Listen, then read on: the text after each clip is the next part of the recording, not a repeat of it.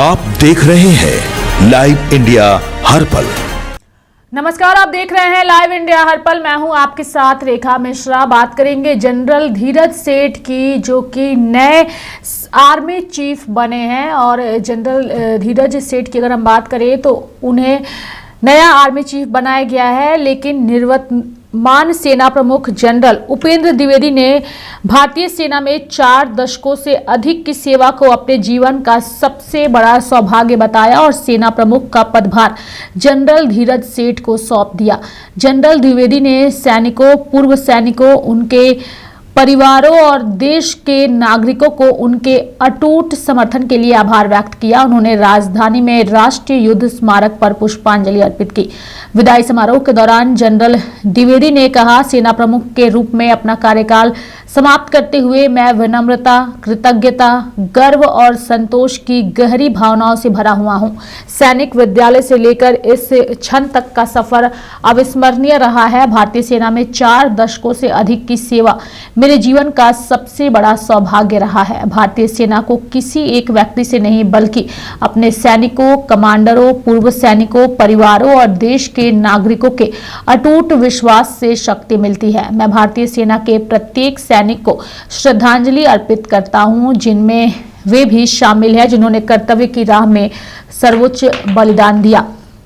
General Dwivedi ने कहा कि भारतीय सेना ने पिछले 2 सालों में सभी मोर्चों पर उच्च स्तर की तैयारी और सतर्कता बनाए रखी है और ऑपरेशन स्नो लेपर्ड और ऑपरेशन सिंदूर के सफल क्रियान्वयन का विशेष रूप से उल्लेख किया। उन्होंने इस बात पर भी जोर दिया कि सेना, नौसेना और वायुसेना के बीच मजबूत तालमेल ने राष्ट्र सुरक्षा में देश के एक सामान्य को आकार देने की मदद की है। जनरल द्विवेदी ने कहा, पिछले 2 सालों में भारतीय सेना ने हर मोर्चे पर अपनी तैयारी, संतुलन और सतर्कता को लगातार बनाए रखा है। ऑपरेशन स्नोलैंड्स के तहत उत्तरी सीमाओं पर हमारी तैनाती मजबूती और सतर्कता से भरी रही है। पश्चिम मोर्चा पर भी सेना ने पूरी गंभीरता और संयम के साथ अपने कर्तव्यों का निर्वहन किया है। ऑपरेशन सिंदूर इसका एक उत्कृष्ट उदाहरण है।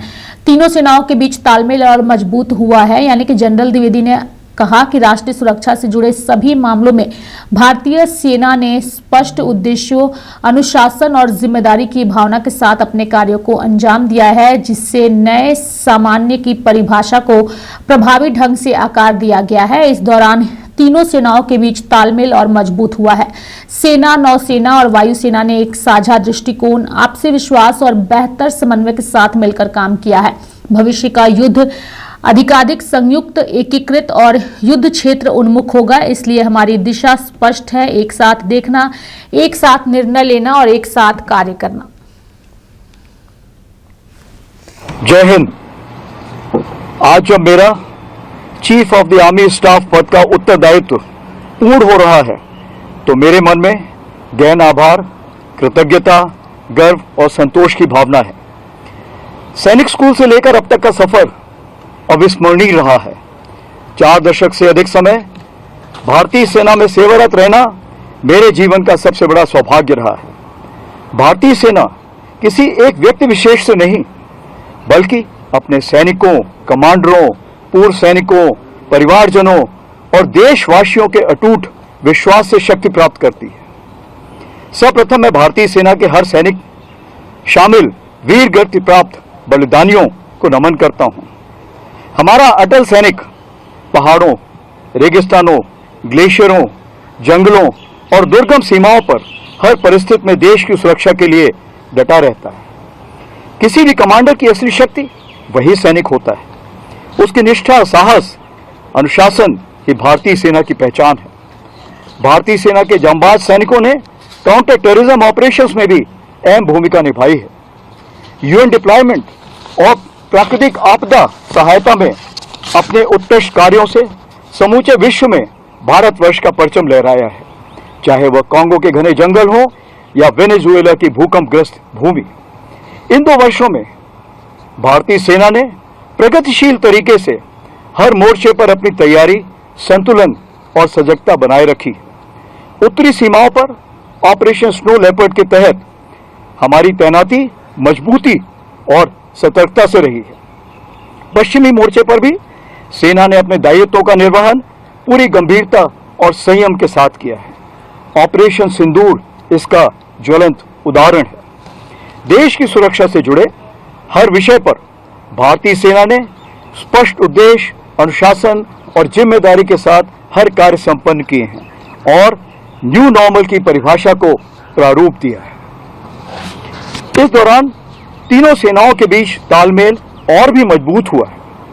भारतीय सेना, नौसेना और वायुसेना ने साझा सोच, भरोसे और बेहतर समन्वय के साथ कार्य किया है। भविष्य में युद्ध और अधिक ज्वाइंट, इंटीग्रेटेड और थिएटर ओरिएंटेड होगा।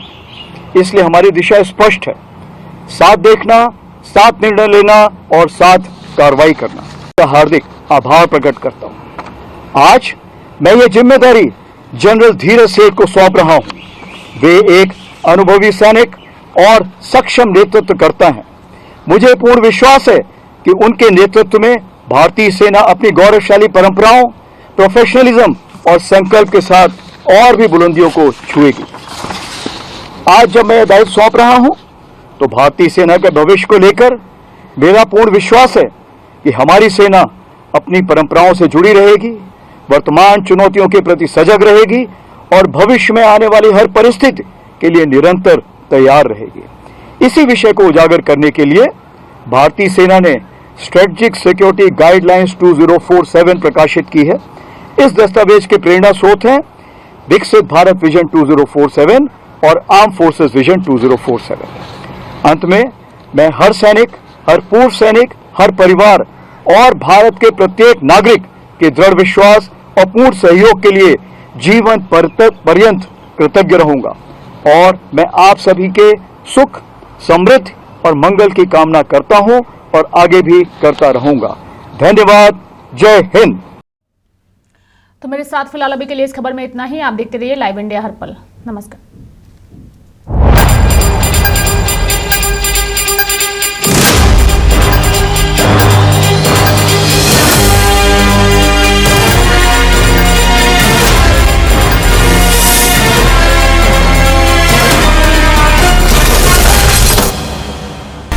आप देख रहे हैं लाइव इंडिया हर पल।